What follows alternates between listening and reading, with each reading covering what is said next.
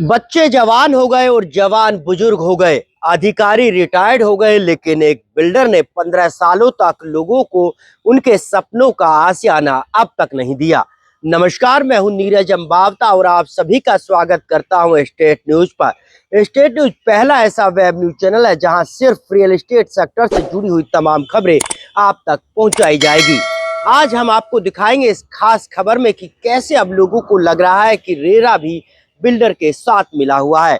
लेकिन उससे पहले अगर अभी तक आपने हमारे चैनल को सब्सक्राइब नहीं किया तो सबसे पहले चैनल को सब्सक्राइब जरूर करें ताकि रियल एस्टेट सेक्टर से जुड़ी हुई तमाम खबरें सीधी और सबसे पहले आप तक पहुंच सके। तो देखिए हमारी इस खास खबर में कि कौन सा ये बिल्डर है और क्यों ये लोग प्रोटेस्ट कर अब रेरा के ऊपर कई सवाल खड़े कर रहे हैं। गुरुग्राम में बिल्डरों की दादागिरी और मनमानी ऐसी है कि 15 सालों से लोग अपने सपनों के आशियाने के लिए तरस रहे हैं, वो भी 100% पेमेंट देने के बाद भी।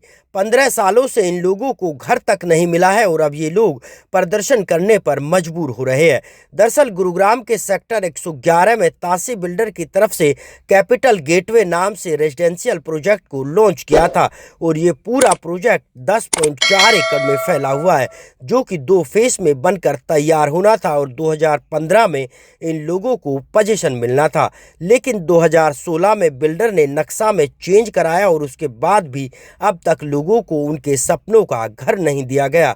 हालांकि पहले फेज में कुल 7 टावर शामिल है तो वहीं दूसरे फेज में कुल 3 टावर जोड़े गए हैं।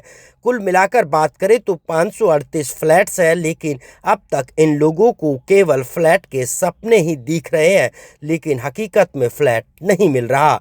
लोगों की माने तो पिछले 15 सालों से ये लोग रेरा कोर्ट के चक्कर काट रहे हैं और रेरा का दरवाजा हमेशा खटखटा रहे हैं। लेकिन अब लोगों को लगने लगा है कि रेरा कोर्ट भी बिल्डर के साथ मिला हुआ है।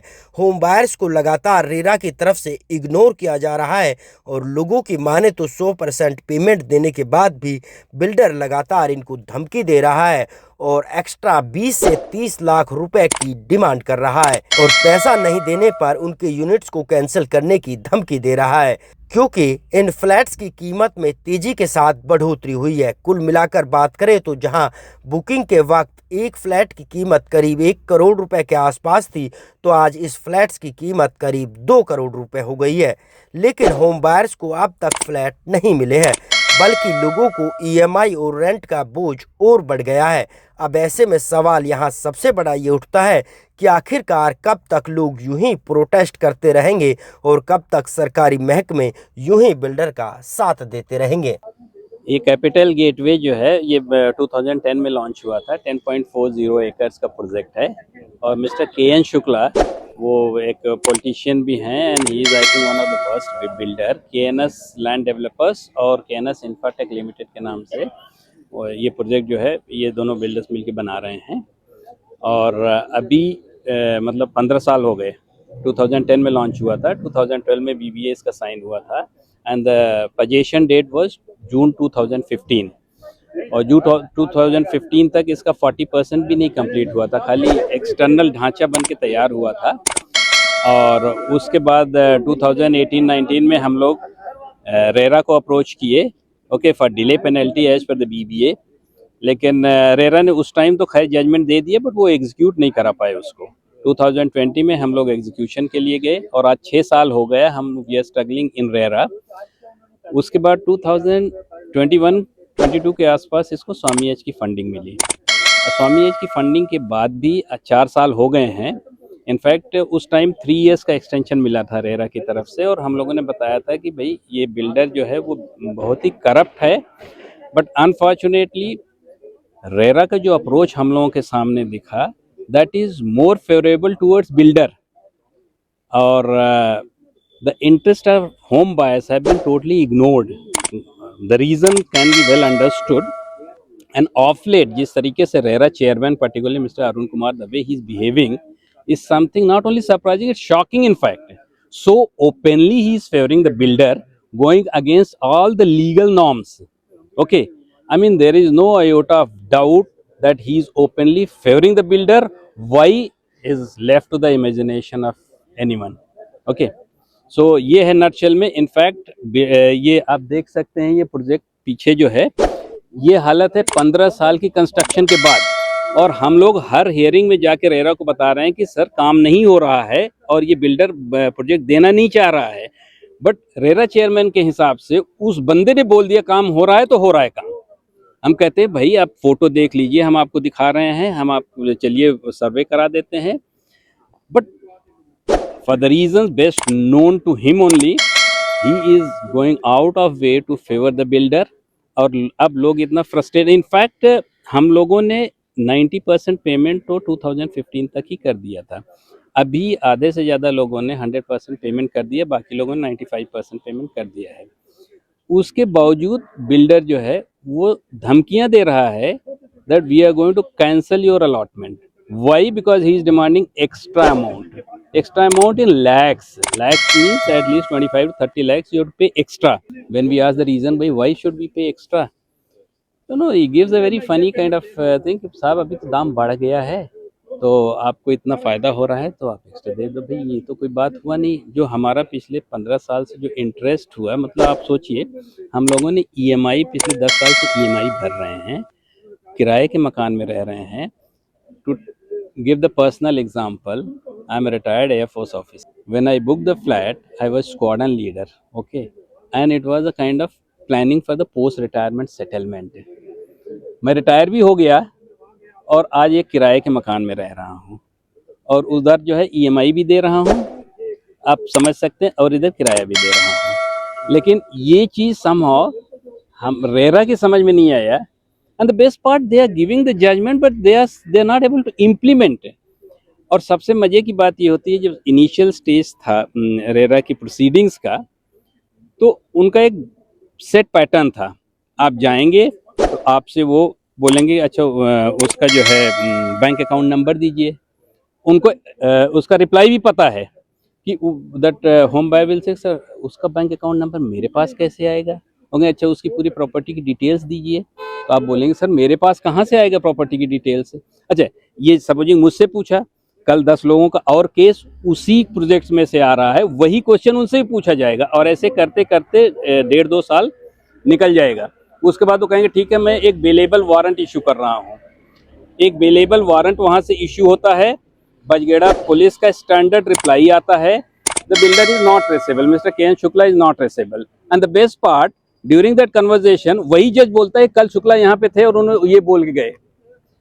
I mean this is the what should I से मॉकरी ऑफ द जस्टिस। और ये this is establish beyond doubt. और हम लोगों ने खुद देखा है कि वही बिल्डर आके रेरा चेयरमैन से मीटिंग करके जाता है आधे घंटे की, बट बजगेड़ा पुलिस को किसी भी वारंट के अगेंस्ट में आज तक शुक्ला जी नहीं मिल पाए, एक बार भी उनका अरेस्ट नहीं हो पाया। That is number 1। नंबर 2, जब आपको पता है कि किसी को प्रॉपर्टी डिटेल्स उसका नहीं मालूम है, उसके बैंक अकाउंट जो भी पब्लिक है वो सब बंद करा चुका है, तो आपने जो है पिछले 2 साल से अगर 100 लोग केस लेके हर लोगों से वही चीज वही प्रोसीजर करते करते सबके साथ आप 2 साल निकाल रहे हो। There are certain things which are established. He is a established defaulter, और ये डिटेल्स तो आप एक जब बेंचमार्क सेट तो वहां से केस आगे बढ़ाते या सबका केस कंबाइन कर देते। लेकिन साहब I mean what should I say कि what kind of system we are following and the kind of frustration now has set in, you will be surprised. I mean, there are people. In fact, I happen to be president of Capital Home Buyers Welfare Association. I'm getting calls from elderly people कि भाई I'm seriously considering to commit suicide. I mean, that kind of frustration, the level of frustration has set in. Okay, so इस builder के बारे में अभी जो खबर आ रही कि शायद वो इंडिया छोड़ के वो शायद चला गया है, लंदन शायद शिफ्ट हो गया है। But the problem here is कि रेरा के लिए उसमें कोई कमी नहीं दिखाई दे रही है। ये जो आप सामने देख रहे हैं ये ओरिजिनल जो इसका स्ट्रक्चर था जो डीटीसीपी से जो अप्रूव था वो G+10 फ्लोर्स का था और position was to be given by 2015। 2016 में बिल्डर ने इसको G+12 का अप्रूव करा लिया, मतलब G+12 फ्लोर्स का, और डीटीसीपी ने किसी भी होम बायर को नहीं इन्फॉर्म किया, ना बिल्डर ने किसी को इन्फॉर्म किया। जब हमने इसको चैलेंज किया रेरा में, तो रेरा चेयरमैन इज सेइंग कि भाई ये तो बहुत पुराना केस हो गया, अब इसको जो है आप छोड़ दीजिए, it has got no merit and the case was rejected. देखिए फ्लैट हमारे स्टार्ट हुए थे 2010-11 में, और अब उसके बाद से 2015 जून में इनका कंप्लीशन था और हैंडिंग ओवर डेट थी जो हम लोग फ्लैट की, जो कि अभी तक नहीं दिए गए हैं किसी को भी। मतलब कुछ लोगों को दिए गए हैं जो अब स्टार्ट हुआ देना, तो वो तो एक अलग पूरी कहानी है, क्यों दे रहे हैं क्या दे रहे हैं। बट प्रेजेंटली जो जेन्युइन होम बायर है वो इधर से उधर दौड़ता फिर रहा है। उसके बाद रेरा लॉन्च हुआ, रियल एस्टेट ट्रिब्यूनल, जिसका आपको पता है। तो जो लोग एनसीडीआरसी में जाते थे, एनसीडीआरसी जाने के लिए कुछ लोगों को इकट्ठा करना पड़ता था, बिकॉज उसके लिए एक प्राइस लिमिट थी कि इतने रुपए से ऊपर ही आप एनसीडीआरसी कोर्ट में अप्रोच कर सकते हैं। तो हम लोग इकट्ठा कर दिया, कुछ लोग एनसीडीआरसी भी गए। उसके बाद जब रेरा फॉर्म हो गया तो गवर्नमेंट को से ये उम्मीद थी कि रियल एस्टेट जो ट्रिब्यूनल, रेगुलेटरी ट्रिब्यूनल, जो इसी की महारत हासिल करके आया है, वो कम से कम इस सोसाइटीज को स्ट्रीमलाइन करेगा और हम लोग अपने घर दिखाएगा। तो बहुत लोगों ने केस डाले उस वक्त, पर इसमें एक विडंबना और एक सॉरी स्टेट यह था कि कई इसमें फौजी, 50% ज्यादा फौजी हैं बेचारे। अब फौजियों का क्या चक्कर है, कोई कहीं पोस्टेड है, कोई मणिपुर में पोस्टेड है, तो कोई सियाचिन में बैठा हुआ है, तो कोई नीचे साउथ में बैठा हुआ है। तो आधे लोग तो आके यहाँ पे केस डालने लायक भी नहीं थे कि अपने कागज ही साइन करके केस दे दें। आंखें बंद करके जब बिल्डर पैसे मांगता था तो पैसे दे दिए, इंस्टॉलमेंट मांगा तो इंस्टॉलमेंट दे दी बेचारों ने, क्योंकि उस समय वो वीडियो बना के अपने साइट पर डाल दे या इनको भेज दे कि हमने ये काम कर दिया, तो वो तो किसी को पता नहीं कि क्या सच था, कोई वेरिफिकेशन का जरिया भी नहीं था।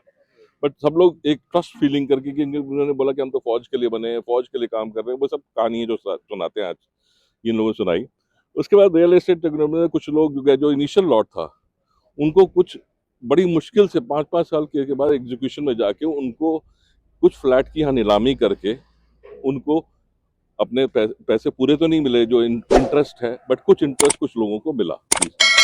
बट उसके बाद भी कई लोग अभी रेरा में गए हुए हैं, केस चल रहे हैं, बट उनको पूरा पैसा नहीं मिला। हाई कोर्ट पंजाब हरियाणा ने इंटरवीन किया जहाँ पे केस हुआ, उन्होंने उनके लिए कुछ फ्लैट रिजर्व कराया कि इनको आपको दिसंबर या जनवरी तक इस साल के पैसे देने हैं उनको करके, जो बिल्डर ने अश्योर किया इनके लोगों ने। इसके बाद बीच में इसकी स्वामियत फंडिंग हो गई।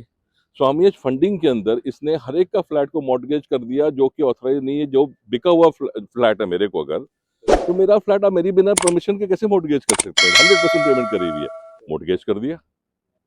उसके बाद कहते हैं कि ये आगे कहानी चली। उसके बाद सब रियल एस्टेट में केसेस चल रहे थे, हम सबने रियल एस्टेट रेरा को बताया। अब रेरा में जो हम लोग से आगे थे जिन्होंने केस किए हुए थे, वो केस जीत के एग्जीक्यूशन में जाके अटके हुए हैं। अब कितना समय लगेगा एग्जीक्यूशन में, आरसी आएगी कि नहीं आएगी, पैसा आपको इंटरेस्ट मिलेगा नहीं मिलेगा, ये तो हमें नहीं पता। बट लॉ ये कहता है कि with in reasonable time frame of 6 months आपको केस को एग्जीक्यूट करना है। तो 6 महीने की उम्मीद तो शायद नहीं है बिल्कुल। ऊपर से तारीख पे तारीख पड़ रही है, उसको मौके मिलते हैं रिप्लाई करने के, जबकि करता नहीं। भाई जब किसी ने एक बार नहीं किया, 2 बार नहीं किया, 3 बार नहीं किया, तो आपसे क्या सोचते हैं 5वीं बार में रिप्लाई कर देगा आपको? वो तो नहीं करेगा, वो तो टाइम गेन कर रहा है। तो जो उस तरह से जो उस तरह के वकील या लोग होते हैं, यहाँ पे कंप्लेनेंट खड़ा हुआ जो रोज चक्कर मारा, उसको तो शायद हर पेशी का कुछ ना कुछ मिल रहा होगा। जो भी है उनका एक तरीका है ये, कि ये डिले होता जाए, बंदा फ्रस्ट्रेट हो जाए। उसके बाद क्या हुआ कि ये इनको ओसी आ गया अक्टूबर में, तब एकदम से उम्मीद बनी कि अब हमारे घर सेफ हो गए। फेज 1 का ओसी आया, पार्शियल ओसी, जबकि ये सबको बोलते रहे कि ओसी आ गया। ओसी ये सिर्फ एक पार्ट का था। ये सोसाइटी कैपिटल गेट में 2 पार्ट में है, एक पार्ट 1 और एक पार्ट 2। पार्ट 1 का पार्शियल ओसी आया, जो कि पार्शियल ओसी का नाम से आया। तो पार्शियल ओसी का मतलब ये है कि आपको पूरी फैसिलिटीज अवेलेबल नहीं है कहीं पे भी। दैट मीन्स क्लब नहीं है आपके, पूरे सब कुछ नहीं है, बट आपका ये जो है ये फिट फॉर ऑक्यूपेशन है, इसका खाली ये मतलब है, बाकी फैसिलिटीज आपको कुछ नहीं है।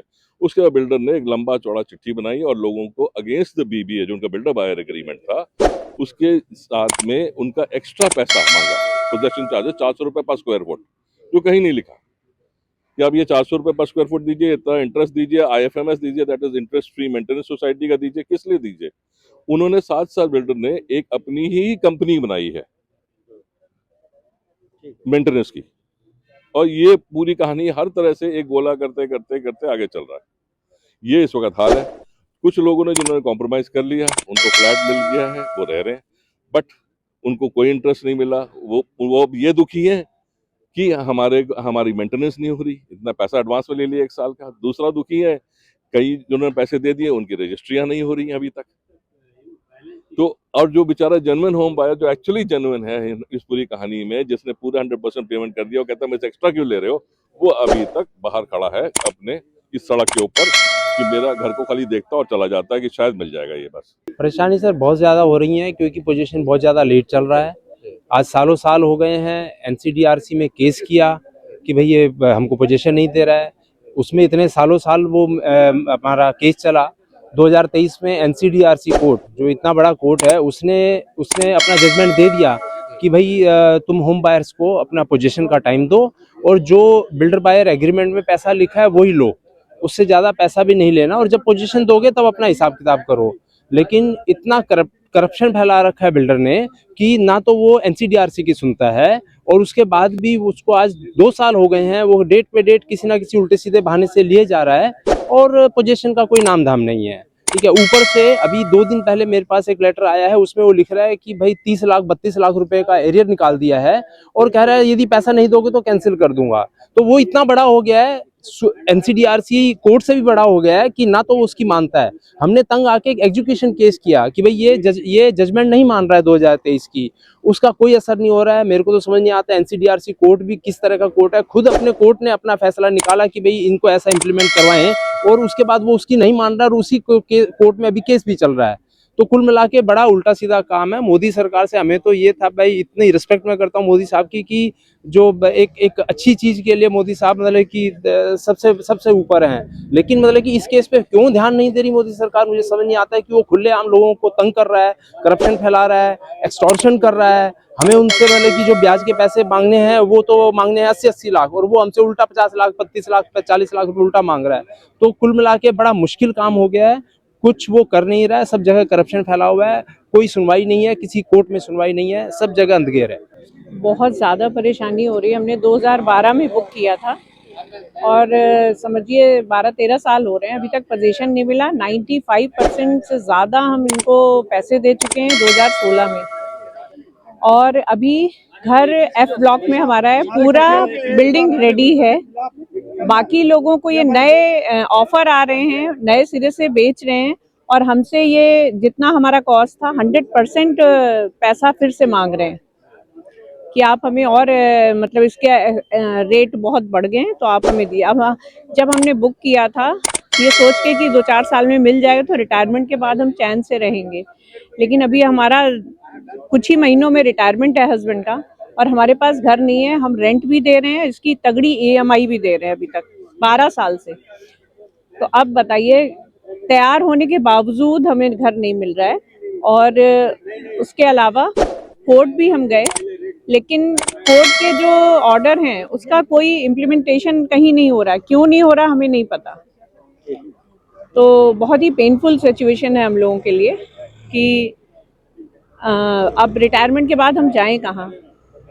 अब जो भी पैसा था हमने घर में लगा दिया, अब हमारे पास इतना नहीं है कि हम दूसरा घर ले सकें या क्या करें, लेकिन घर तैयार है और हमें पोजीशन नहीं दिया जा रहा है। ऊपर से एक्स्ट्रा मनी, मतलब एक्सटॉर्शन समझ लीजिए। मैं चाहूँगी कि मैंने 2010 में भी फ्लैट बुक किया था और 2015 तक मैंने 95 से ऊपर 99 पेमेंट कर चुकी हूँ मैं, और उसके बाद भी फ्लैट देने को तैयार नहीं। अब हम कहाँ जाएं। उसके बाद मेरे हस्बैंड ने केस किया था 2020 में, और 21 में वो कोरोना में चले गए। उसके बाद ना मेरे पास कोई पेमेंट है ना कुछ, मतलब भाई घर का जोड़ा हुआ है, हमने किसी से पैसे लेके लोन लेके अपना फ्लैट बुक किया था, उसके बाद भी नहीं मिल रहा। अब आप ये बताओ कि अकेली एक लेडीज़ कहाँ तक जाएगी, बच्चों को पढ़ाएगी या इस बिल्डर के पीछे रहेगी या अपने घर का खर्च चलाएगी। और वो मैं समझ पा रही हूँ मैं कहाँ से क्या कर रही हूँ कि कहाँ से मैं पैसे लेके अपना घर चला रही हूँ, बच्चों की फीस भर रही हूँ, ऊपर से ये इतना टॉर्चर कर रहा है। फिर जाके मैंने केस को देखा, केस भी मेरा वैसे ही पेंडिंग पड़ा है। फिर जाके ऐसे एक उम्मीद जागी थी कि रेरा कुछ करेगा, पर अब लास्ट में ऐसा लग रहा है कि रेरा से भी कोई उम्मीद नहीं बची, क्योंकि डेट पे डेट दिया जा रहा है। अब भी हमारी 9 तारीख की डेट थी, मैं वहाँ खड़ी ऐसे देख रही थी जज की तरफ कि जज कुछ फैसला दे कि बोले कि भाई आपका फ्लैट भी तैयार हो चुका है, पेमेंट भी पूरी जा चुकी है, बैठ के एक मीटिंग तो करवा दे कि भाई मेरा फ्लैट मिल जाए, मैं घर का किराया भी दे रही हूँ कि किराया ना भरना पड़े।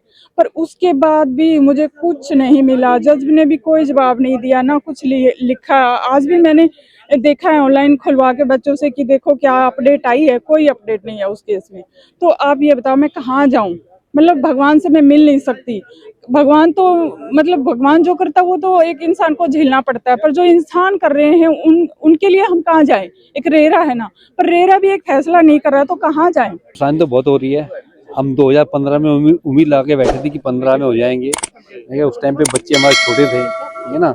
और अब जो है बच्चे शादी के लायक हो रहे हैं, घर इतना बड़ा नहीं कि शादी कर सकें। इसके लिए हम वो ये है कि बुकी हमने इसलिए किया था भाई चलो बच्चे की शादी वगैरह होगी तो आराम से कंफर्टेबल लाइफ हम जी गएंगे। लेकिन इस बिल्डर ने तो बिल्कुल यानी बिल्कुल समझ नहीं है कि कोर्ट भी कुछ नहीं करा। रेरा जो है, रेरा हमेशा जो है ऐसे ऐसे डिसीजन देता है, इसके बारे में ये समझो कि हमें डाउट होता है कि ये रेरा की पब्लिक के लिए, होम बायर्स के लिए बनाया गया है या बिल्डर के लिए बनाया गया है।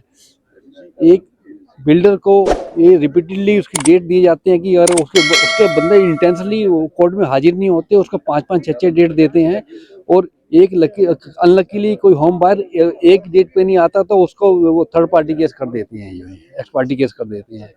और सब बहुत बुरी हालत है। ये बिल्डर कोर्ट को कुछ नहीं मानता, रेरा को कुछ नहीं मानता, हाई कोर्ट को कुछ नहीं मानता, और जो लोग जाते हैं उनको बस ये कि अपने मन की मर्जी दिखा रहा है। वो कोई किसी का कोई कंट्रोल नहीं है इस पे जो है। 2011 से बुक किया हुआ फ्लैट और अब 2025 खत्म होने जा रहा है, दिसंबर का महीना आ गया। तो 15 साल से तो हम लोग की पूरा जवानी निकल गई इसी में। बच्चे बड़े बड़े हमारे हो गए, रिटायरमेंट हो गई, और रेरा भी हाथ में मिला हुआ है। रेरा के कहने से कुछ नहीं हो रहा है। 6-7 साल से 8 साल से रेरा में भी केस चल रहा है। तो अब तो एडमिनिस्ट्रेशन को ही कुछ करना चाहिए। देखते हैं, एडमिनिस्ट्रेशन के लिए अब हम लोग वेट कर रहे हैं कि कुछ करें कि हमारे घर की चाबी हाथ में आए, घर में घुसे। इस पूरी खबर की सच्चाई कहे या फिर एक पहलू कहे, वो ये भी है कि इस पूरे प्रोजेक्ट में बुकिंग करने वाले कुछ लोग भी अब इस दुनिया को अलविदा कह चुके हैं। सरकारें भी कई बार बदल चुकी है, अधिकारी भी बदल गए हैं, लेकिन अभी भी बिल्डरों की मनमानी और सरकारी सिस्टम नहीं बदल पाया है। बहरहाल इस पूरी खबर को देखकर यही लगता है कि अब रेरा भी सफेद हाथी साबित होता हुआ नजर आ रहा है। बहरहाल आपको हमारी ये खबर कैसी लगी कमेंट करके जरूर बताएं। साथ ही चैनल को शेयर और सब्सक्राइब करना ना भूलें, ताकि रियल एस्टेट सेक्टर से जुड़ी हुई तमाम खबरें आप तक सीधी और सबसे पहले पहुंच सके।